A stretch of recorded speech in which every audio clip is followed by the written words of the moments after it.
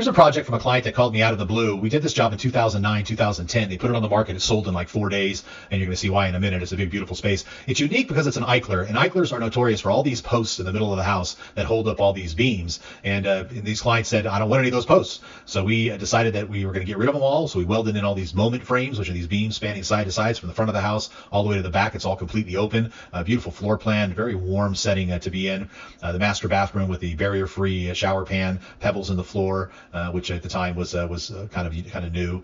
You can see this client had a really nice eye for design too. Everything has a nice flow to it. The inlay tile in that shower, large format, was quite nice. You have the laundry room. You got a useful sink and a little doggy door. We had a lot of conversation around that doggy door, I remember. Then you have the outside outdoor kitchen, perfectly situated to have parties and friends over. There was a table right there in the front. Big, beautiful backyard. So what this demonstrates is when there's a will, there's a way. And this client wanted to get rid of all those beams, and so we figured it out. And that job's 10 years old. Still looks as good as the day we did it.